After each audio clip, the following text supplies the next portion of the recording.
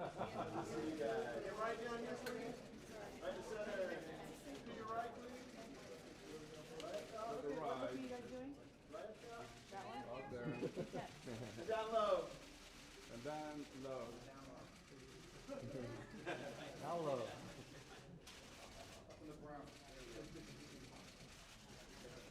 You look beautiful this morning, Sandra. We're here, Arlington, Virginia again? Right here, Arlington. The Italians. What is it with you and the Italian store? Okay. I don't, would you love that I said store? two, so I'm like, oh, now they're gonna yell. Was that really two? Yeah, I went to school with him. We kept reading Italian store. It feels super long, honestly. I sometimes just run out and then. May we ask for... No, we know you can ask, but we're not gonna do it. Where could you sit right now? Oh, here you go with the door. It's now my great pleasure to welcome the cast of the film Looper, Argo, Spring Breakers, Cloud Atlas, Hotel Transylvania. Silver Linings Playbook. It just feels like a real film festival for the community. It's very exciting for me to be here to support a film. I wanted to show Toronto the way I experience it. We want people to like our movies and understand them. What makes it really special for me is the fact that audiences have responded the way they have. If I got lucky in the first two, this was the lottery. I feel like I hit the jackpot. I mean, I can't believe that I'm sitting at a table, flanked by these people. Every producer I've ever worked with is in that character. And a couple I invented. You have to be faithful to what they really were. But I certainly wouldn't, deign to think that we are godfathering anything. I do. And that's why he's got the beard. First nice thing the press have ever done.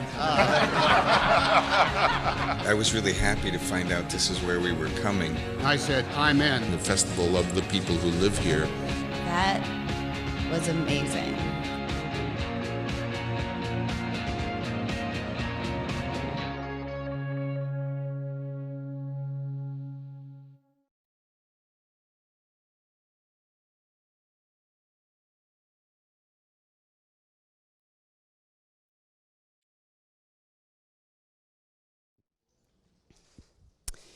Our moderator for this session will be Richard Krause, and it is now my pleasure to welcome the director, screenwriter, producer, and cast for the film Gravity. Thank you.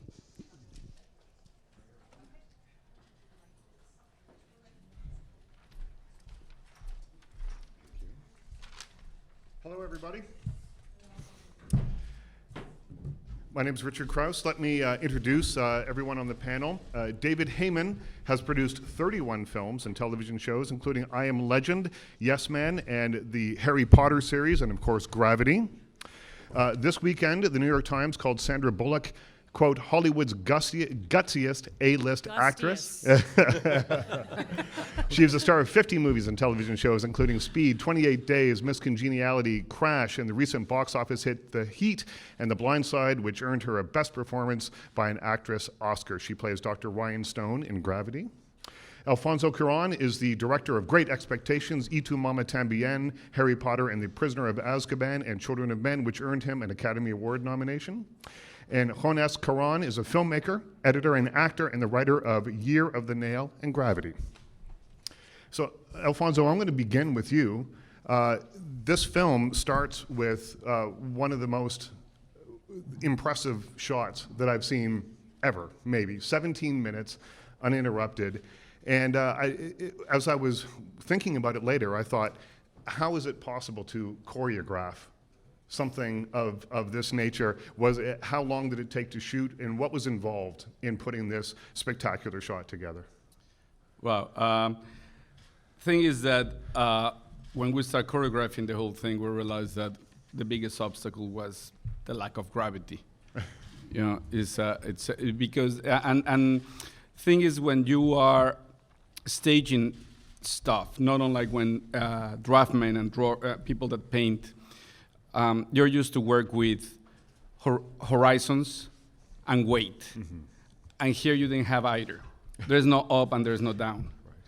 Right. And the biggest challenge that's happening is that also everything is in constant motion, because even if it looks as if it's not moving, no, actually there's a sense of movement that you see in the screen. Like the space shuttle is constantly traveling, and actually at very high speed. Right.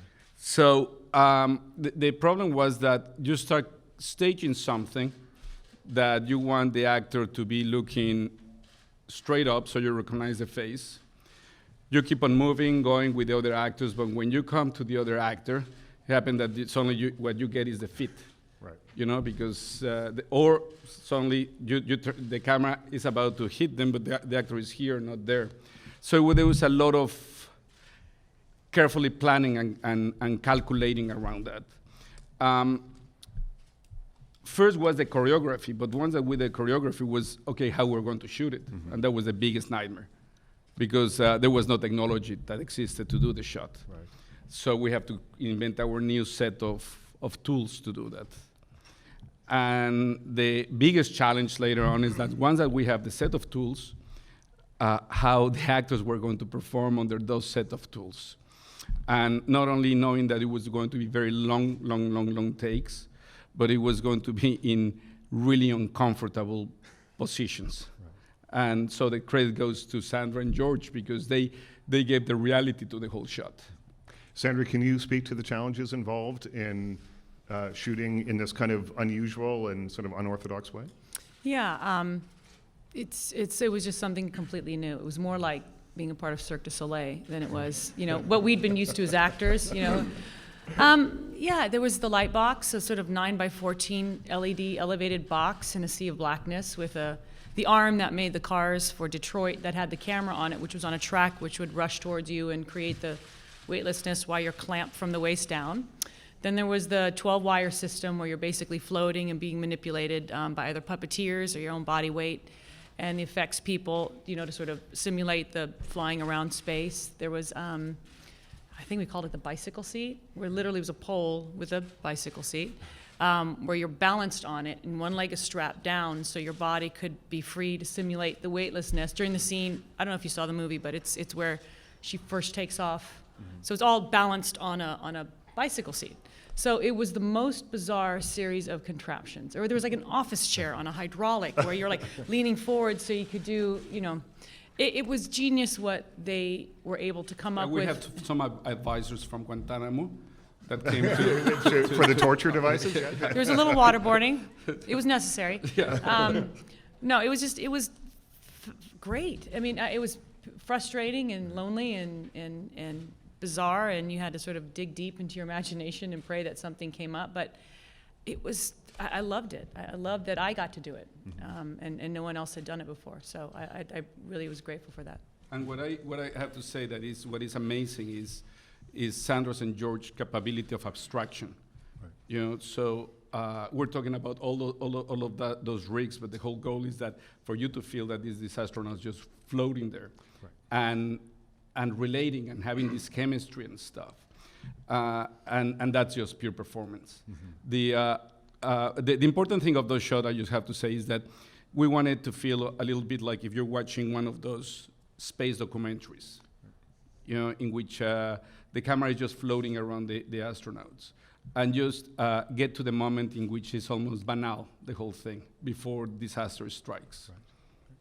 I'll turn it over to the others. Yeah, go ahead.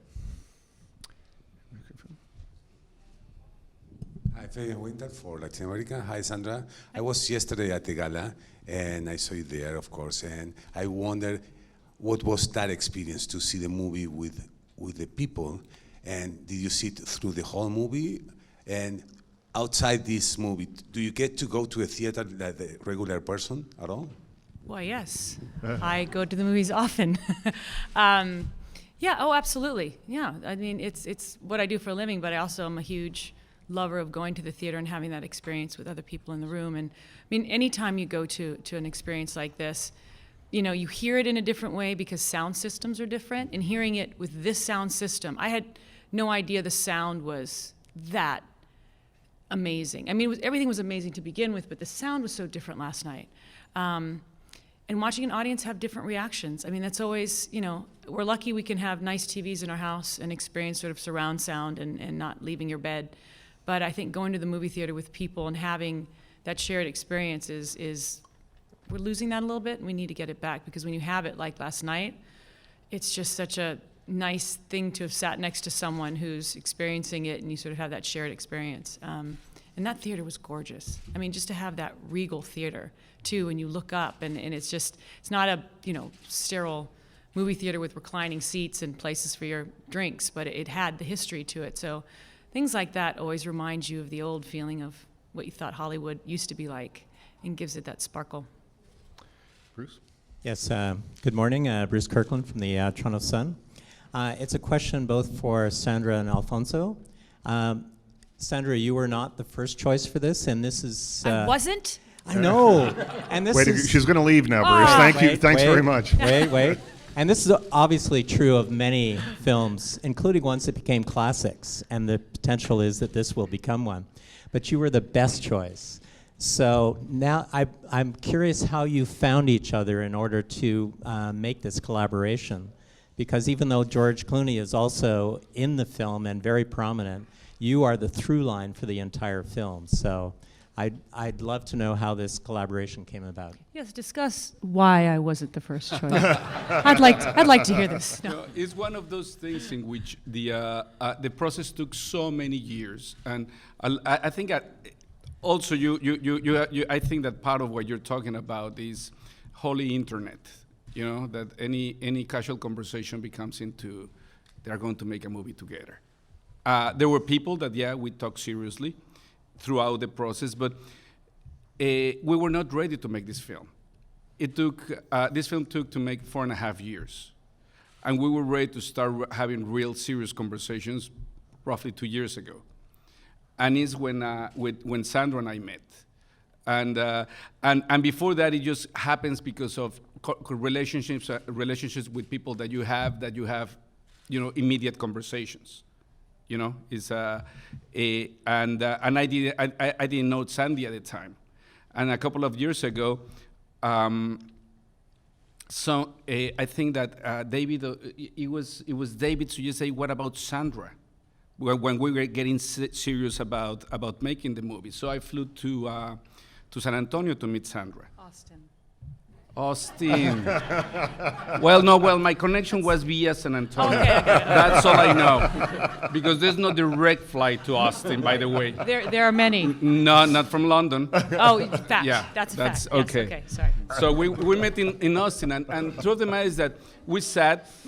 Sandra had read the screenplay, and the beautiful thing for me is that for all that evening, that afternoon and evening, we didn't talk about space, we didn't talk about techniques, we didn't talk about action films or anything. We were just talking about the themes. And for me, it was very clear how Sandra was so in tune with the theme of the film, that was adversities and the possible outcome as a rebirth. And it's one of those, for me, was one of those moments in which I said, wow, I have a collaborator. And I just wanted to hear more of I'd say her wisdom, because then we shape and we, between Jonas and I having conversations with Sandra, we shape the whole thing into Sandra's voice. And I feel blessed for that. It's always overwhelming. Again, I don't think I've ever done a film, unless I produced it and had it written from scratch, that didn't have all kinds of amazing handprints on it along the way, and because it does take forever to make a film. And I passed on things that I wasn't ready to do that the right person ended up making. I always feel the right person ends up making the film. But it was, again, it was so collaborative. Timing was everything. I had spent years and years and years watching Alfonso's film, and the joke in our office was like, well, we have a film, do you think Alfonso will direct it? And the answer we knew was no. But so when that came, it was just timing, I mean, I didn't realize I would be ready to work and give to that level. But, Jonas and Alfonso came to San Antonio. Thank you. And then hearing about David and his work, you just want all the people who are making the film to be real filmmakers and not just say, oh, I produce and I'm going to do this, and not be there, because I knew it was going to be hard. So once I realized that everyone knew it was going to be hard, I just said, yeah. It was a very easy decision to make, but we're always going to have scripts that someone else said no to, and you're grateful when someone says no, and you're grateful when you didn't do it and someone did a great job that you couldn't have done. It's just the nature of the business. But I'd say that also, the stuff, I mean, now that you've seen the film, but if you knew what it required to make each one of these shots, I don't think that there are many people that can achieve that, because it was really challenging. It had to be so detailed, but also so precise. I'm talking about millimetric precision, and making it feel as if everything is just flowing. I mean, I have to say the discipline of Sandra is scary. It's seriously scary. So maybe that's your German side. It is. It's not the Birmingham, Alabama side, that's for sure. David, Alfonso just referred to if we knew what it took to make each of these shots. Tell me from a producer's point of view if there were nerves going in, because this is something that hasn't been done before, this sort of techniques, and there was, I guess, the potential for things to go haywire very easily. So tell me from your point of view. Well, this is the second film I've produced with Alfonso, and producing for Alfonso is scary from beginning to end, because he pushes boundaries. He doesn't settle. He always is pushing everybody to do more than they thought was possible, and always pushing the limit, and always pushing to make the film as good as it can be. With the technology that was created, the day before we started shooting, it didn't work. And when Sandra talks about this light box and this 2-ton robot that is coming along the track, often at really fast speed and stopping on a dime, it has to stop on a dime, because if it doesn't, it goes straight through her face. It's true. Love my job. We didn't tell her that. You didn't say any of this. Yeah, were you aware of this? No, not at all. Not at all. And so when it didn't work that day before we started shooting, sorry I didn't tell you that, we were nervous. But it was really, really exciting. And we knew we were part of something special. And again, as a producer, to follow Alfonso is a gift. Because you're going to be part of something very, very special. And then the other part is, when we see it, there's a whole period, we were talking about it just a few minutes ago. Warner's had committed a huge amount of resources and financing to us, and they hadn't seen a thing. And we really were, Alfonso talked about it yesterday, this idea, he really didn't know. You didn't know how it's all... We didn't know if it was going to work. So as a producer, that's a little bit scary. But it's exciting, and as I said, with him, you're going to be part of something special. And again, having the gift of Sandy, as he said, you're working with this technology, it's so alien and inhuman.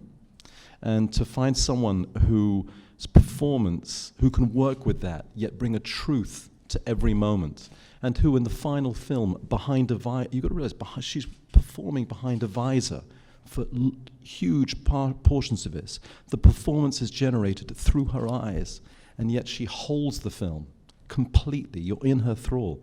It's amazing. So we're very lucky, and when you're working with people like this, you're a little less scared.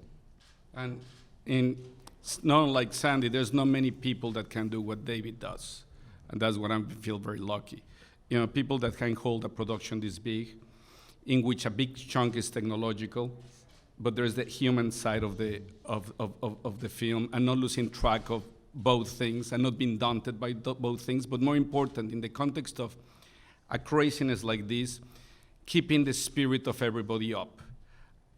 He was very careful that he knew that the actors were going to be insulated, so Sandra had outside the stage where she was going to be training, that it was her camper and the place where she was going to be training, but then David put a playground. They planted grass in and England planted grass in and the middle of stuff. winter, and I walked up, and the most important thing I realized that all the lower half of all the trailers were bumper guarded. There were bumper guards for a toddler just learning how to walk, grass in a playground, and it was amazing. So it's on a human level. And for George, what he did was a playground. Tiki bar. Tiki, it's true. Literally, he had his tiki bar outside his So both my children had exactly what they wanted. Yep, we've got him right here with the microphone. Yep, go ahead. Hello, Ernesto Barrat, del Mercury newspaper Chile. A question for Sandra Bullock. Please, I'd like to hear some comments and how do you build this character through all this technology and special effects? And one question to Mr. Alfonso Cuarón, how was the working with Jonás in the writing and all that stuff? Thank you, and congratulations for the movie, it's amazing. You started out building it the same way you do most characters. We would go through and see what was applicable and what felt too much and what were the things that we could lace through. But again, the way he was building this film was you're getting your story not just from what the humans were saying, but what visually was happening or from sound. So you always had to go back to what is in your head and what do you want to do and what did Alfonso want to say here that he's going to be saying visually, musically, that I then don't have to repeat. It was interesting. Every day you had to sort of go back and say, are we being truthful?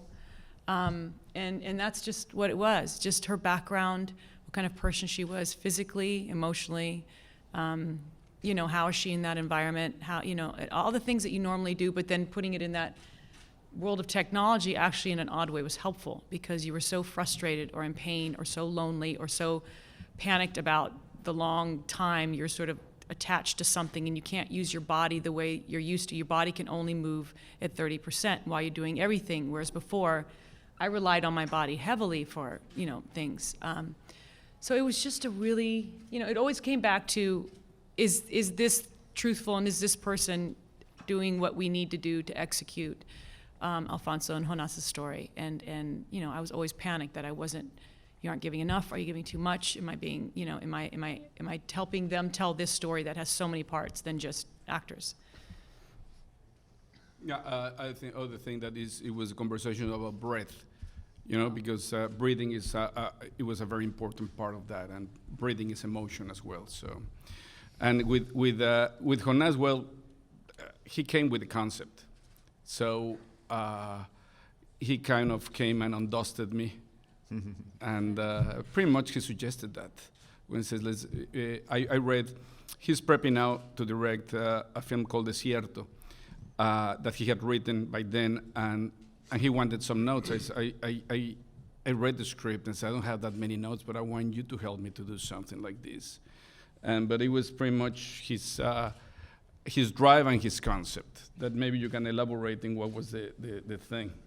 Well, basically the idea was to create a narrative that on one side kept you, it was very tight and kept you going for 90 minutes of nonstop thrilling, nail-biting action, but at the same time we managed to, in that drive, be able to juggle larger themes and almost put the audience through an emotional ride.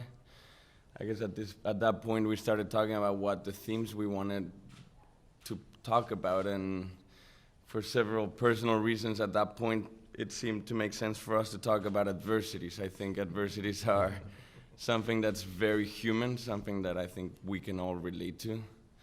And I think what's nice about the story is that it talks about how through adversities and overcoming them, we can grow and almost have a rebirth.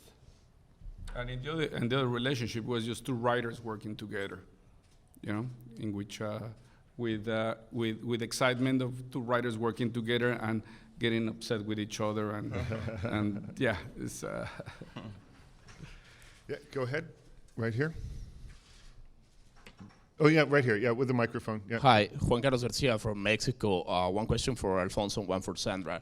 Alfonso, can you tell us a little bit about the music? Because I was very impressed about the music. How was the process for doing it for the film? And Sandra, with all this celebrity boom that they are trying to go to the space with Virgin Galactic, have you ever considered traveling to the space? And which is your favorite show of the Cirque du Soleil? Now that you say it. Favorite show of what? Of the Cirque du Soleil. Cirque du Soleil. Oh. It was just a nice Canadian reference to weave into the Innocence I Pride Toronto. see. I can make mine fast. No desire to go to space. Will not be booking a ticket unless when I'm 80, my son says, I'd like to go to space with you, and if I know I did a good job as a mom, and if I should perish up there, I might do it. Cirque du Soleil, oh my God, what do I not love? The twin contortionists? Yes, the dudes with the glass. Yes.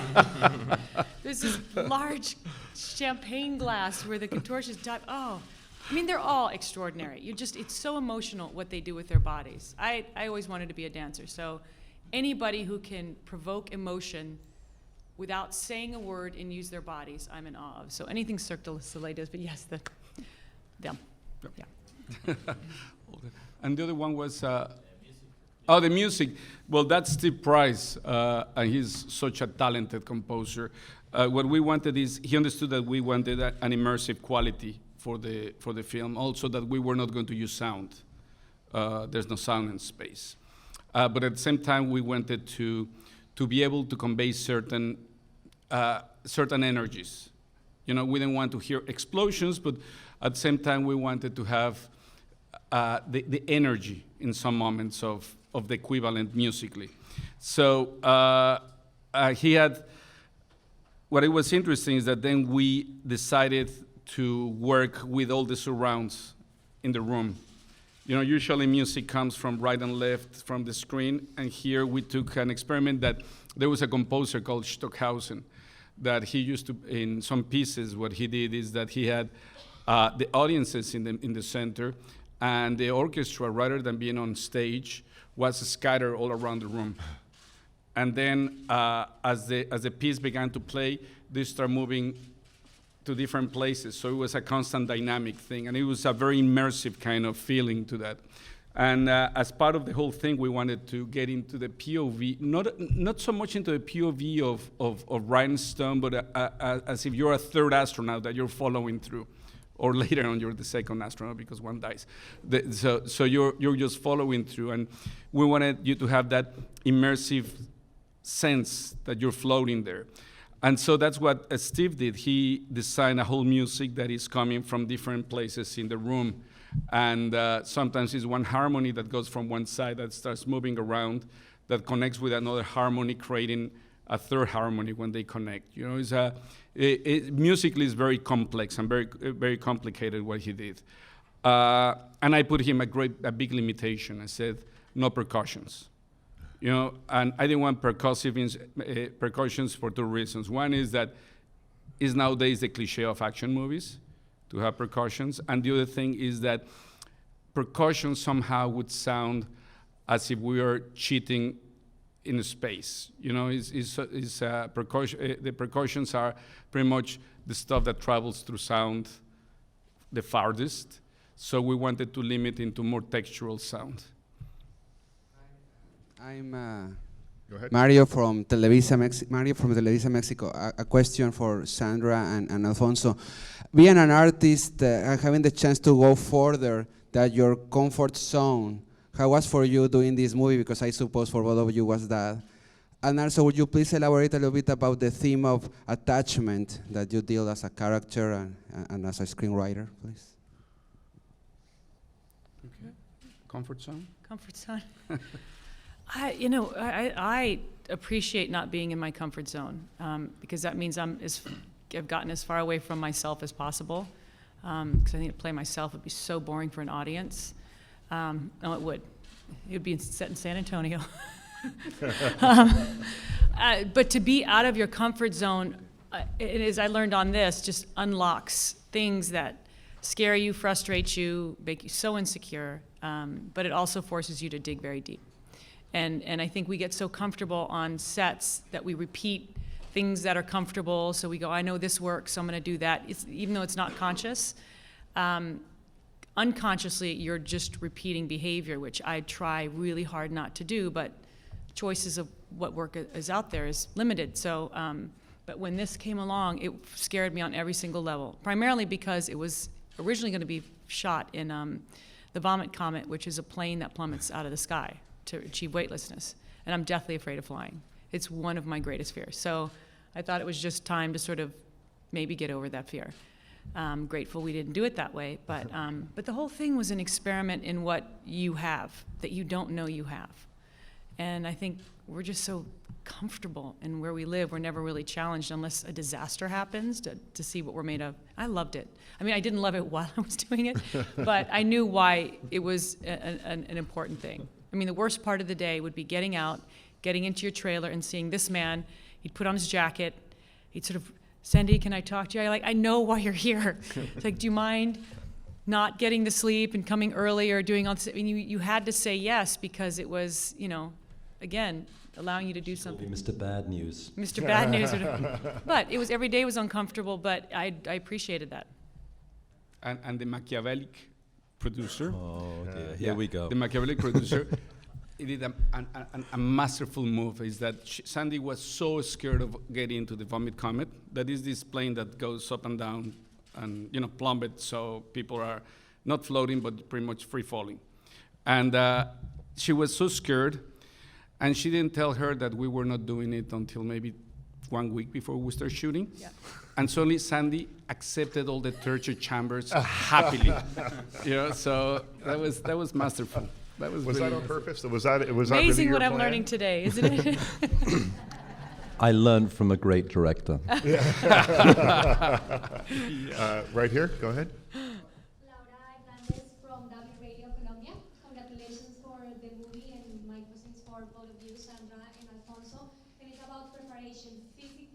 Emotionally for you, of course, Sandra. How did you handle such a role? I don't know, at the end of the day, going to the hotel or whatever. How was it for you? And how did you train for the role physically? And for you, Alfonso, the consultation, I don't know, the research, like who helped you to build up the concept of an astronaut? Talk about physio ed. Physio ed was an incredible gentleman whose job it was to put me back together at the end of the day. He worked with the dancers on the West End, so anytime we were twisted, he'd come in and broke you apart and put you back together. But physical training, yes, I had two amazing trainers who came from the world of dance, Australian, out of their minds, women who literally knew what I needed to do core strength-wise in order to perform to the ability that I needed to for Alfonso and David and Jonas. And so these two women whose job it is to do that helped me from a dancer's perspective. And then also physically, I wanted her to look a certain way. I wanted her to, as much as I could in a healthy way, remove what she looked like as a woman or what reminded her of being feminine and motherly, just so that the body was a machine. So that was training months before we started shooting, and then every single day. There was no lunch. You went into the training box and you just trained. And if something was tweaked, you knew you had to strengthen that. Emotionally, I was the Wild West. You had no idea what emotionally the day was going to be like. And most of it was just frustrated and trying not to take your anger out on Alfonso. But I had no one else that was listening to me but him, so he got the brunt of it. But it was my frustration with myself because I didn't have all the tools that I was used to help me get to where I wanted to go. And, I missed being in the sun. I missed being with my son. I missed being in, with people and having communication. And, it was just lonely. But I got to get out of it at the end of the day and appreciate the sunshine or my boy in a way that it made you grateful for what rain was existing in London. I was like, an element. So it was just bizarre and great. I mean, it worked perfectly for what we had to do. Yeah, and on top of that, she will come out and said, Alfonso, we're going to shoot this scene in 2 weeks. Can we talk? Oh, come on, Santi. Let's wait 2 weeks. And she wanted to prepare, make sure that the thing we were going to do in 2 weeks. So, yeah. In terms of advisors, yes, we had, since we were writing the screenplay, it was endless list of people that were super helpful. For a long time, Jonas was also talking with, we were going through the script, so it was a lot fell into Jonas doing the big chunk of the research. And then when we were shooting, we had all kind of people. In one hand, just physicists that they were explaining us about zero G and the effects of, it's not only zero gravity, the other challenge is that there's no resistance. Meaning that if you throw a ball in one direction, the ball just goes to the infinite, but also that impulse throws you back. And you keep on going back until some other force stops you or changes trajectory. So it's something that is counterintuitive. as the way our brain works. So we have guys giving us classes. I understood half of it, but then we have astronauts that, you know, we consulted. Sandra consulted with she was in a hotline with the ISS, with the International Space Station, and both for physical stuff, but more about also the experience of being up there. So it was, yeah, we had a bunch. You cannot do this film and just trying to embed in the whole thing. And sometimes also reality will shape what we were writing. You know, there were cases in which we have to change our writing because we realized that we were morons, that we didn't know anything about space, and we would write scenarios that the expert would say, well, that's absolutely impossible. We just have time for a couple of more questions. Alice, go ahead. Hi, this is Alice Fecha, Radio Canada. I have a question for the screenwriting team, Alfonso and Jonas. What gives you the idea of putting a female in the role of the protagonist in a space film? Because you've just made the sexiest film ever in space. Tell her you love her. Tell her you love her. Yes, Say thank good. you. Tell her you love her. I think it had to do with the theme of nurturing.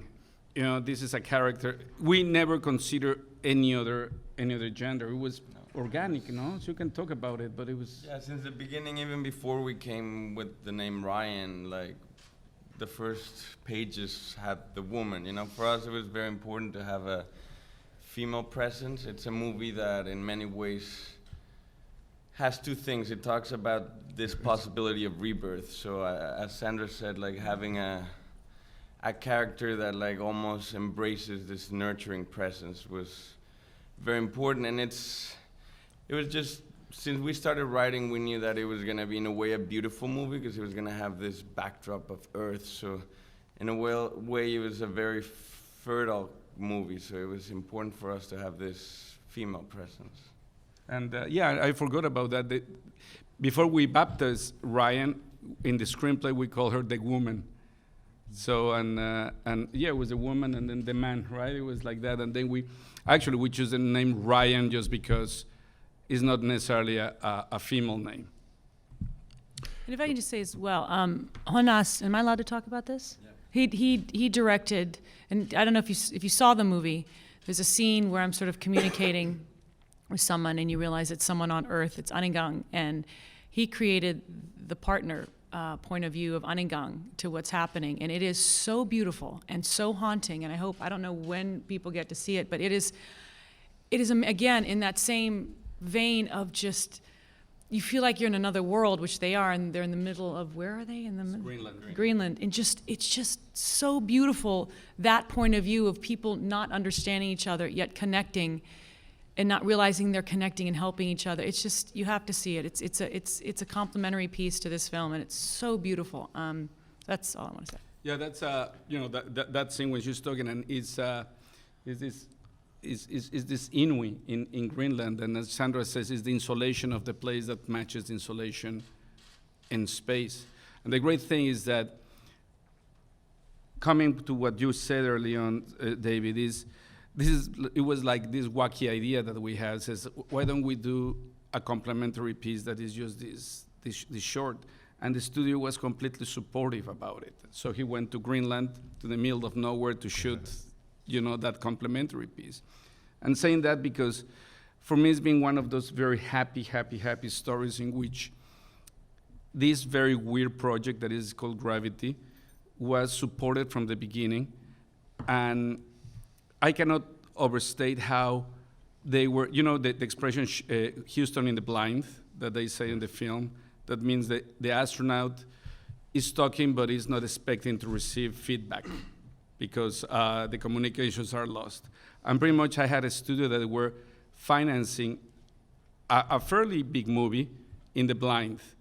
And they kept being completely supportive until, actually last year when we said, hey, we're not ready. We were supposed to release it in November. It says that we're not ready. It says, well, how, you need a couple of more months? It says, well, no, basically we need one more year.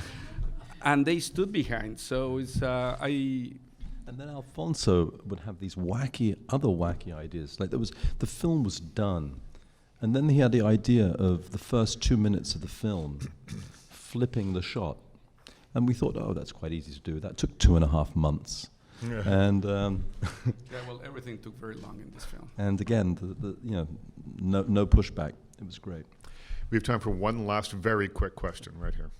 Sandra, what is your bond like with George, and could you share any special moments with him and your son? With George and my son? George and I have known each other over 20 years. We've known each other since we got out of college, and we all have the same sort of group of friends. So we knew each other since we had no work. The thing I can say about George, he's the same exact person I knew then, now, in all respects. And that, Better hair. What? Better hair. He has better hair now. There's less of it, which I appreciate. The big curls were cute, but you know, he's taken his blessed life and done amazing things with it. I'm not going to give anything with him and my son. My son thinks he's a very cool dude. He's a dude. My son needs to be around the man. So if there's a choice between me and George and Alfonso and these guys, my son will leave to go be with George and the guy. He's a boy's boy. So he has to go talk to the men. So the cute little anecdote is, you know, Louis came to me and goes, where's George and Randy Gerber? And I go, I don't know. And he goes, I need them. And I'm like, I don't know where they are. He's like, I need them. So we went and found them, and they had man time. And I sort of stood off to the side and waited for it to finish. And then I was allowed to take him back. George is a good man, and I'm really proud to know him for this time and see the human being he's become. He's a good egg. That's all our time. Thank you very much. Thanks to everyone on the panel, Jonez, Alfonso, Sandra, and David. Thank you very much for coming.